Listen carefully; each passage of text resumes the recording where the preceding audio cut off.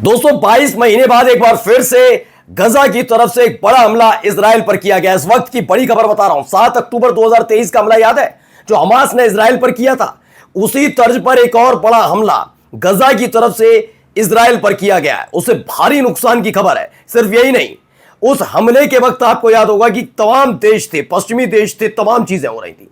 कहा जा रहा था हमास तो आतंकी है, उसने इजराइल पर हमला किया। लेकिन अब सोचिए इन 22 महीनों के भीतर इजराइल कैसे स्थापित हुआ, कैसे बना है, किसकी जमीन कब्जाई, कैसे भगाए गए थे, सारी कहानी दुनिया ने पढ़ ली है और खास तौर पर इस नई पीढ़ी ने।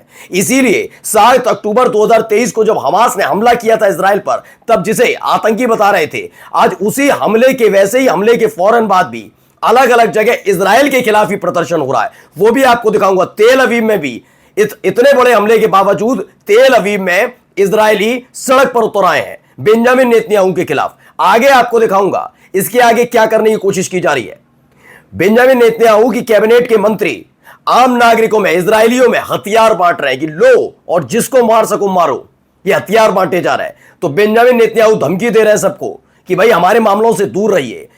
गजा का ज्यादातर हिस्सा और वेस्ट बैंक के ज्यादातर हिस्से पर कब्जे की कोशिश है। तो वहीं ट्रंप का बयान जो नया आया वो, और उस पर तकरीबन 3-4 साल पहले दिया गया असदुद्दीन ओवैसी का बयान। आज आपको दोनों चीजें आपको दिखाऊंगा और समझ जाएंगे कैसे खेल करने की कोशिश की जा रही थी। और इसके बारे में पहले ही मोदी सरकार को हमारे ही देश के विपक्षी पार्टी के नेताओं ने बताया था, लेकिन तब समझ में नहीं आया था। नमस्कार, मैं हूं प्रज्वल गौतम और आप देख रहे हैं the live TV. The live TV, सच सबसे आगे। शुरुआत इस खबर के साथ देखिए, बड़ी खबर, rocket fire from Gaza target Israeli settlement. यानी इजराइल पर एक बड़ा हमला हुआ है। गजा से ये ताबड़तोड़ रॉकेट दागे गए हैं गजा की तरफ से। तब रॉकेट ने पैराशूट के माध्यम से गए थे, आपको याद होगा। और यहां पर क्या है इस बार रॉकेट में, इसीलिए बार बार कह रहा हूं कि तालिबान की एंट्री वाकई गजा में हो चुकी है क्या, क्योंकि पिछले एक महीने, तकरीबन बता रहा हूं पूरा एक महीना नहीं हुआ, 25 दिन तकरीबन हो गए, 20-25 दिन करीब, तब से लगातार गजा ने वो सब कर दिखाया है जिसने इजराइल में हाहाकार मचाया है। जहां एक तरफ गजा के अंदर इजरायली सैनिक मारे जा रहे हैं, तो वहीं अब इतना बड़ा हमला गजा से अचानक इजराइल में होने लगा। 22 महीने बाद यह बहुत बड़ा अटैक माना जा रहा है जिसने इजराइल को तहला कर रख दिया। अब आइए अलग अलग जगह पहले क्या कुछ चल रहा है वो देखते चलिए। इजिप्ट के दूतावास पर हमला, ये देखिए,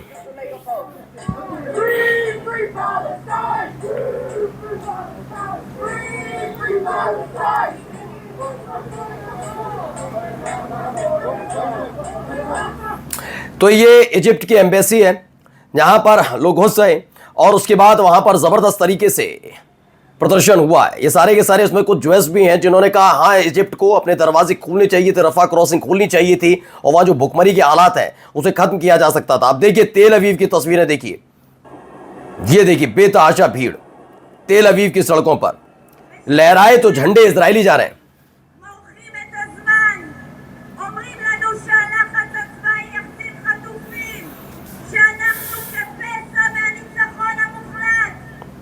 तो बहुत बड़े स्तर पर यह प्रदर्शन हुआ है। इजरायली हॉस्टेज जो हैं suffering from extreme hunger in Gaza. आपका चैनल लगातार दिखा रहा है कि एक के बाद एक हमास लड़ाकों की तरफ से जो उनके कब्जे में इजरायली सैनिक है उनका वीडियो बनाकर भेजा जा रहा है कि देख लो। अगर आप सोच रहे हो केवल फिलिस्तीनी भूख से तड़प रहे हैं तो देखो हम पे जो आ रहा है खाने के लिए हम उन तक भी पहुंचा रहे हैं, और नहीं आ रहा तो नहीं दे पा रहे। शरीर देख लो कैसा हो गया है। जो इजरायली सैनिक है हमास के कब्जे वाले, वो भी लताड़ रहे हैं नेतन्याहू को, सरकार को। और देखिए उन्हीं के समर्थक अब सड़क पर उतरे कि हमारे अपने लोग जो हमास के कब्जे में वो भी भूख से मर रहे हैं। अब ये वक्त आ चुका है कि या तो सीज फायर करके हमारे हॉस्टेज को लाइए और खाना तो कम से कम उपलब्ध कराइए। अब एक और तस्वीर निकल कर आइए, देखिए फ्री फिलिस्तीन के नारों से गूंज उठा। ये सिडनी का हार्बर ब्रिज है जिसमें 50,000 से ज्यादा लोग बारिश के दौरान भी मार्च करते हुए नजर आए। ये देखिए वहां बारिश हो रही है फिर भी लोग सड़कों पर है। ये हार्बर ब्रिज है सिडनी का। तो देखिए सिडनी में I am proud to be among them, ये लोग कह रहे हैं। ऑस्ट्रेलिया में जबरदस्त तरीके से प्रदर्शन होता हुआ नजर आया। फ्री फिलिस्तीन के नारों से ऑस्ट्रेलिया गूंजा है। वहीं एक और बड़ा कदम फ्रांस ने उठा दिया है। उन्होंने कहा है कि अब फिलिस्तीन का एम्बेसडर, राजदूत पेरिस में मौजूद रहेगा। यानी मान्यता देने से पहले, चूंकि फ्रांस ने अपनी तरफ से तो मान्यता दे दी, अब यूएन में जब सब देश एक साथ बैठेंगे वो अलग होगा, लेकिन फ्रांस ने कहा अब हमारे यहाँ फिलिस्तीन का एक एम्बेसडर राजदूत बैठेगा, यानी अब अपनी तरफ से फ्रांस ने पूरी तरह से उन्हें दे दी मान्यता। लेकिन इससे बौखलाया इजराइल क्या कर रहा है जरा देखिए, ये हथियार रखे हुए हैं, हाथ मिलाया जा रहा है। दावा इस खबर के साथ है कि इजराइल की गवर्नमेंट ने वहां जो इजरायली सेटलर्स हैं, जो लगातार कभी गाड़ियों के जरिए कुचलने की कोशिश कर रहे हैं, कभी गाड़ी फूंक देते हैं, कभी घर फूंक देते हैं फिलिस्तीनियों के, ऐसे ही वेस्ट बैंक में और अलग अलग जगह इजरायली सेटलर्स को वेपन्स दिए गए हैं, बांटे जा रहे हैं हथियार कि लो फिलिस्तीनी गवर्नमेंट और सम अरब गवर्नमेंट वांट टू डिसआर्म फिलिस्तीन। ये चाहते हैं कि फिलिस्तीन के जो लोग हैं, हमास जो है, ये सब तो डिसआर्म हो जाए, अरब देश जितने हैं उनके पास हथियार ना हो, लेकिन अपने ही सेटलर्स को, आम नागरिकों को हथियार बांटे जा रहे हैं। ये तो पहचानी गए बेन गुएर को। आइए अगली खबर देखिए, इजराइल प्रिपेयर कर रहा है किस चीज को ले, गजा स्ट्रिप पर बेतहाशा बर्बादी के लिए, डिस्ट्रैक्शन के लिए तैयार बैठा हुआ है, और दावा किया जा रहा है कि अमेरिका ने भी हामी भर दी है, क्योंकि अमेरिका भी समझ गया कि तमाम देश साथ आ चुके हैं, फिलिस्तीन को मान्यता मिलने जा रही है। जो सपना अमेरिका ने इजराइल को दिखाया या खुद अपने लिए देखा था वो पूरा नहीं होने जा रहा, इसलिए कह रहे हैं बर्बाद कर दो गजा को।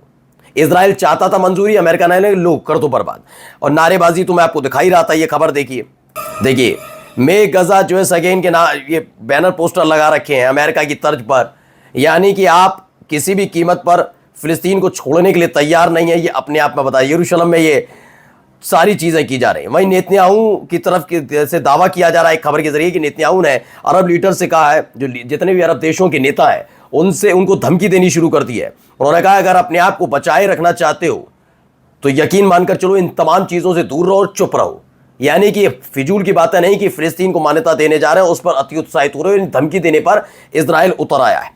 खबर स्मोट्रिच से जुड़ी। अब बेन गुएर अगर कुछ करे हो स्मोट्रिच मान जाए। ये दो ही तो इनके कैबिनेट मंत्री हैं जो ज्यादा उत्पात काट रहे हैं, जो जिनके बयान लगातार इजराइल को, उनकी साख को धक्का पहुंचा रहे हैं। अब ये देखिए निगाह, the international law does not apply to the Jews.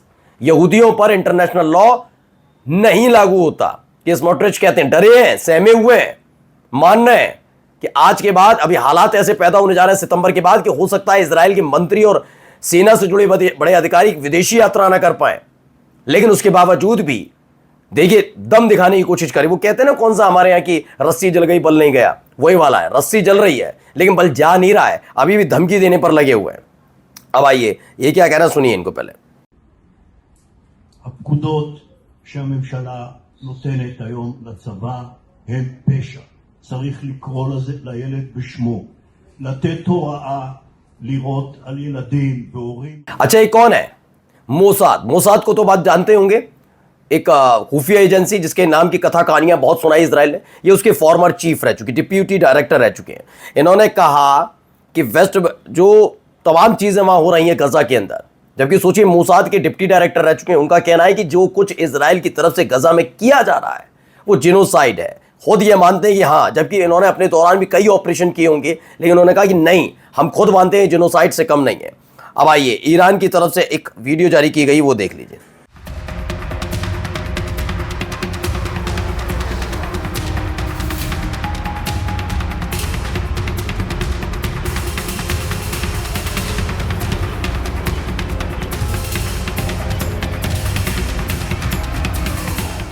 तो खबर है ईरान ने एंटी शिप मिसाइलें अमेरिकी युद्धपोतों के खिलाफ तैनात किया है और तैयार कर दिया। IRGC ने वीडियो जारी किया।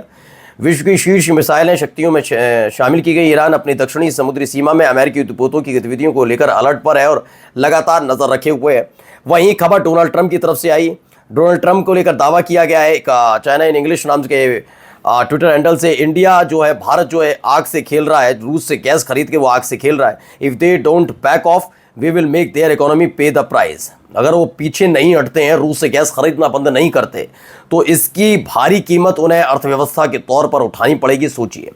इसी पर जो जवाब को लेकर मिडिल ईस्टर्न अफेयर की तरफ से बताया गया कि न्यू इंडिया में, भारत मतलब दिल्ली में एक स्टेटमेंट जारी किया गया। इंडिया इज कंसीडरिंग सस्पेंडिंग और reviewing central bilateral agreement with the United States if hostile economic policy continue. कह दिया गया कि हम सस्पेंड कर देंगे, हम द्विपक्षीय वार्ता हमारी अमेरिका के साथ चल रही है उसे सस्पेंड कर देंगे अगर इसी तरीके से धमकाया गया।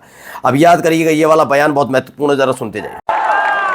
तो मोदी जी, हम आपसे कहना चाहेंगे ये ट्रंप बड़ा चालाक है, ये ट्रंप बड़ा धोखेबाज है, ये ट्रंप इंसानियत और ये तमाम रवादारी का नहीं जानने वाला है। मोदी जी, ट्रंप से दोस्ती कहीं हमको महंगी ना पड़ जाए। और देखिए, ये 6 साल पहले का अभी ताज़ा बयान नहीं है, 6 साल पहले झारखंड की राजधानी रांची में खड़े होकर असदुद्दीन ओवैसी ने बयान दिया था। और आज के मौजूदा हालात जो बने हुए हैं उन पर सटीक बैठता ही नहीं बैठता? आप कमेंट करके ज़रूर बताइएगा। नमस्कार।